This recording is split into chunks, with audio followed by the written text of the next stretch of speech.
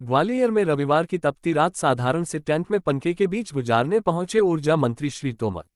सामूहिक रूप से सीताराम संकीर्तन किया और सभी का अभिवादन कर टेंट में किया शयन।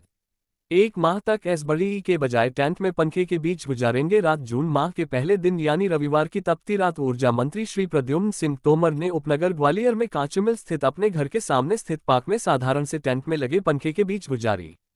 उन्होंने एयर कंडीशनर एसबड़ी के अत्यधिक उपयोग से बड़े पैमाने पर हो रहे कार्बन उत्सर्जन से पर्यावरण को पहुंच रहे नुकसान के प्रति शहरवासियों को जागृत करने के उद्देश्य से एक माह तक एसबड़ी में न सोने का फैसला किया है। उन्होंने शहरवासियों को वाहनों से फैलने वाले प्रदूषण के प्रति सजग करने के लिए स्वयं एक माह तक की स्कूटी से चलने का फैसला भी लिया है। साथ ही शहरवासियों से अपील की है कि वे इस पुनीत पहल में शामिल होकर अपने शहर को प्रदूषण मुक्त व साफ सुथरा बनाने के लिए आगे आएं।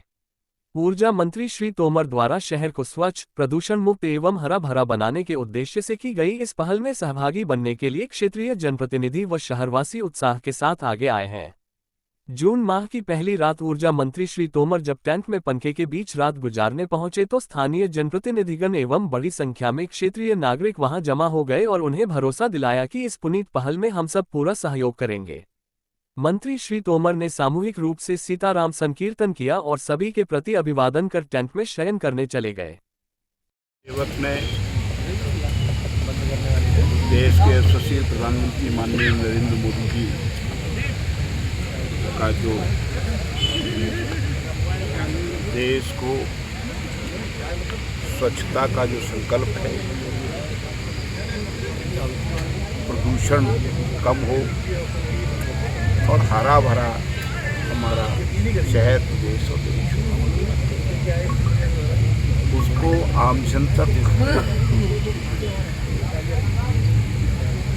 वह संदेश पहुँचे और उस पर काम भी। तो आज यह सेवक आज से और 30 जून तक ग्वालियर प्रवास के दौरान ग्वालियर में, भोपाल प्रवास के दौरान भोपाल, दोनों मेरे ये देवेंद्र सिंह तोमर मार्ग पर ये पार्क है। इस पार्क में रात्रि विश्राम करूंगा बिना एसी के, और बिना एसी के भोपाल में भी रात्रि विश्राम करूंगा। पर अपवाद स्वरूप दिल्ली गया और कहीं अन्य कार्यक्रम हुए तो वहाँ पे ये इसका पालन नहीं करूँगा। आपको स्पष्ट कर देना चाहता हूँ कि बिना एसी के रहने से क्या क्या फायदे हैं। हम और आप सबसे ज़्यादा प्यार अपने बेटा बेटी को करते हैं, अपने माँ बाप को करते हैं। उनके अनुकूल वातावरण बनाने का काम भी हम सबको करना पड़ेगा। घर, मकान, दौलत एक हिस्सा है, पर उनके अनुकूल वातावरण। तो आज देखिए कि ग्वालियर में एयर पोल्यूशन जो 50 होना चाहिए वो 175 से जाके 150 से 170, 200 तक जा रहा है, जो हमारे लंग्स के लिए, जो हमारे स्वास्थ्य के लिए हानिकारक है। उससे बचने के कुछ उपाय हमको करने पड़ेंगे।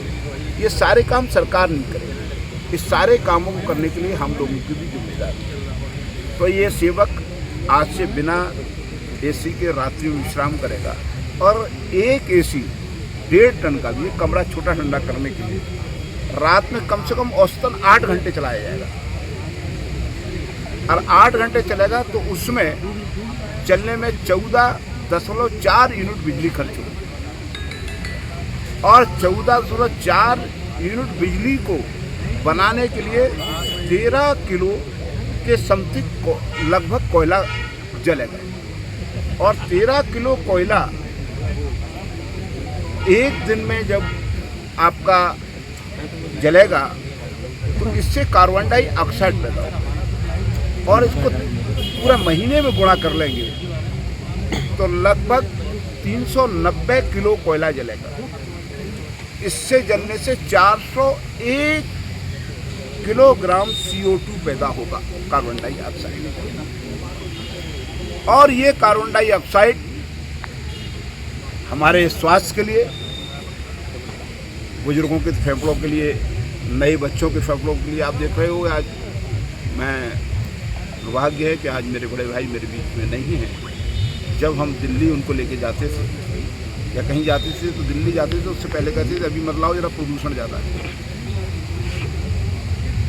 तो मैं ये चाहता हूँ कि ऐसा कोई गरीब का, असमय उम्र में गरीब का बेटा भाई, मैं बहुत दिन अस्पतालों में रहा, ना जाए, एक जन जागरण फैले और प्रदूषण का लेवल कम हो, इसके लिए रात्रि विश्राम कर रहा हूँ।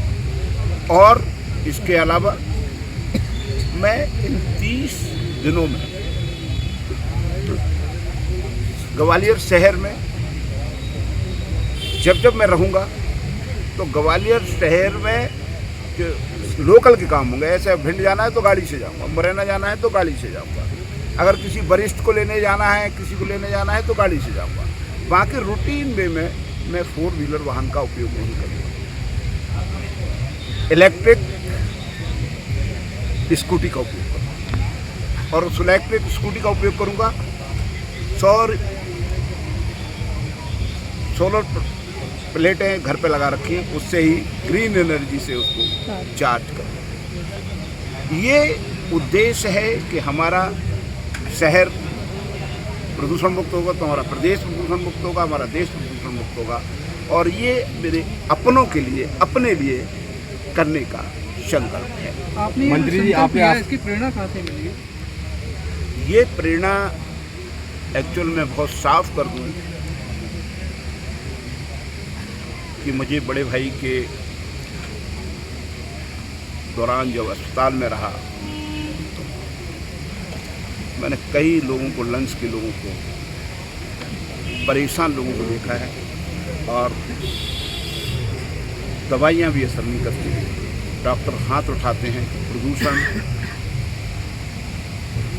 आप कोई इन्फेक्शन ना हो, प्रदूषण ना हो। तो ये अनुभव मैंने वहीं किया और इस अनुभव को करने के बाद ये तय किया था